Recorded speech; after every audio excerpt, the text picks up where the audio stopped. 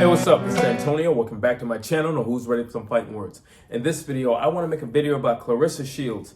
And this video is titled, How to Lose Your Fans. Really quick, if you like the videos, please take the time to subscribe to the channel. It literally takes one click. And also, if you could, hit the thumbs up button because it does help. It shows love and it supports this channel. So why am I making this video? Because Claressa Shields is driving us crazy yet again.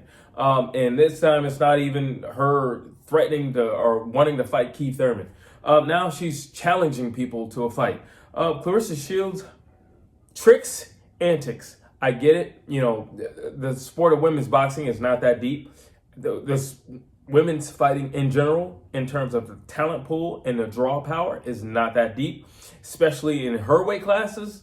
You know, whether it's MMA or boxing, totally get it. But now she's doing $100,000 to any girl who can beat her in a street fight or beat her in a fight, whatever, which one, it makes no difference. This is just, it's just sad at this point, to be honest with you. It's like, I get it, you want some attention, and I get it, you're trying to keep your name relevant. But it's not like you're a rapper or a singer or anything like that, where you got to wait for the next hot song or anything like that. No, you're a fighter. So when your next fight comes up, your name will be relevant regardless. As long as you have the belt, you are relevant. Whether you're fighting, if you have those straps, you are relevant regardless. Let's see. We went from Keith Thurman, in terms of wanting people to fight, Keith Thurman to Ryan Garcia. And now anybody off the street can get $100,000 if you fight Claressa Shields. Does that mean that I can identify as a woman and then go in there and beat you up and get $100,000? Because if that's the case, I'm going to identify as a woman. You know what I'm saying? $100,000 is a lot of money. Does that mean I can collect? That's the question. You know, this is a thing when people do antics. When you do antics to get attention or to get recognition or whatever the case may be in her case, you have to keep doing it. You have to keep doing it. So it's like, okay, well, I'm going to fight Keith Thurman. Okay. Now I'm gonna fight two women at the same time. Okay. Now I'm gonna fight a man and a dog, you know, a pit bull at the same time. You gotta keep going, and you have to up the ante. If you don't believe me, look at Floyd Mayweather. You know, he started these exhibitions, but it's just like, because of who he is and his status in boxing, he can't just fight anybody because we know he's gonna win regardless. So unfortunately for him, he had to fight somebody like a Jake Paul, who's like 40 pounds bigger than him, who's basically a heavyweight, you know. And did he knock him out? No, he didn't knock him out. He couldn't knock him out. Look how big he is. That's what you run the risk of when you do these antic-like fights, these circus-like fights. You're just gonna make it bigger and bigger and bigger. Like I said, women's boxing is not that deep, and I totally get it. But the problem with antics is you have to keep going. You have to keep going, because we're going to sit back like the spectators that we are and going to say, okay, well, what next? What next? What are you going to do next? You know, you wowed me with the last one, so what are you going to do next? You know, it's literally like doing the tricks that she's doing.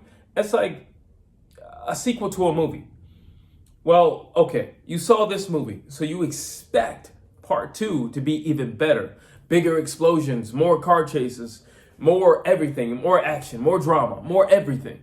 So when you don't get it, it's just like, you know. And now, like, will I go back for the third movie? Probably not, because you didn't show me anything in the second movie. So that's the problem with antics. You got to keep going. Let's see. I mean, what is she gonna fight, a bear next? Like, you know, like, it's just weird. Then she's doing these stupid little clips like, oh, I'm fighting these girls. Well, who would expect just some random girl off the street to beat you in a street fight? I mean, really, who would expect it? So what is the risk factor for you if you're just fighting random people off the street? There is no risk factor for you. There's nothing that will put you in danger. There's nothing that this individual can do that can put you in danger. So it makes no sense. I don't have an idea of what her end goal is with this. But I do have a suggestion. If you want to get people money for a fight with you, why don't you make it where it's dangerous on your end as well? So I have an opponent for you that you could fight, and I'm pretty sure, because I think I speak on behalf of a lot of people when I say this, it's a fun fight. What about Hanna Gabriels? You know, the person who puts you down on your butt. What about that person who hits hard? What about her, who's been calling you out for well over a year straight? What about Hanna Gabriel? You think maybe she can get $100,000? Hanna Gabriel actually said, it's funny because when she fought Claressa Shields, she got $30,000. So $100,000, that's quite the increase. Now, if you want something compelling, if you want something that brings the fear factor, if you want something that is explosive, if you want something that people will watch, the main thing when you have a fight is how you sell it is when you don't know who's going to win. That's how you sell a fight.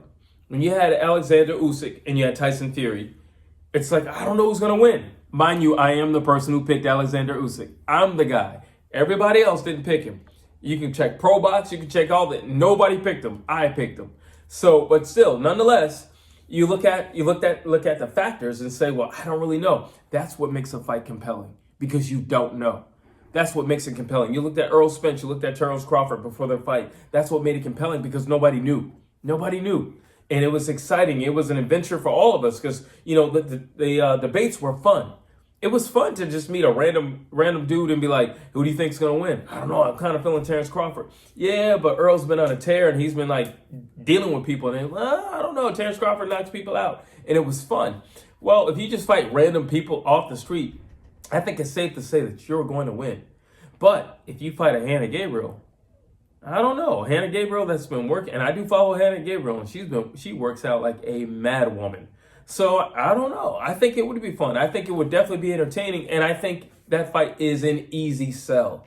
She's credible. So it's an easy sell. And it's somebody who could potentially put you down again.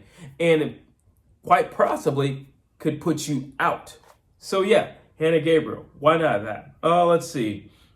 She's a woman, so she meets the criteria. You said any woman. Claressa clearly needs an opponent. Let's just say it's obvious you need an opponent. If you're still calling out guys who are not paying you any attention, the only guy who's paying Claressa Shields any attention is Gervonta Tank Davis. And he's only doing this because he is bored out of his mind because he's in training camp. That's it. The minute he gets out of training camp, I promise you, he will forget about Claressa Shields because she has nothing to offer him. There's nothing that's going to benefit from him going back and forth to her. But like he said, when I'm in training camp, I'm bored. So I tweet and I say things. It's as simple as that. And it's not to be taken any further than that. It's just purely entertainment on behalf of Gervonta Tank Davis. So you're looking for an opponent. I got Hanna Gabriel. I think she's the best person out there. I think it's fun. Why not? Let's do that. Let's run that fight back. That's a fight that Hanna Gabriel desperately wants. And she said it time and time again. She would love to have that fight back. And she realizes what mistakes she made in that fight. And I think it'll be a great fight overall. I think it'd be fun for us fans. But when you're calling out, Keith Thurman, and I'm surprised. I guess she just quit on Keith Thurman, moved over to Ryan Garcia, but having this Twitter beef with Gervonta Tank Davis. And I'm like, well, Gervonta Tank Davis is a really small guy. He's more credible for you to fight, or believable for you to fight, because you fight at 68 and sometimes you go even more. So that's more credible since he fights at 35 than you calling out a Keith Thurman. But yet you haven't called out Gervonta Tank Davis, which is hilarious. Why? Because he doesn't have all the injuries that Keith Thurman has? Why? Because he's got knockouts? What is it? So it doesn't make any sense. Like I said, it's all antics, and the problem with antics is you have to keep going. But those are my thoughts. Drop your thoughts down below. I'd love to hear what you have to say. Tell me what you think about Claressa Shields. And is this a fast track to losing your fans?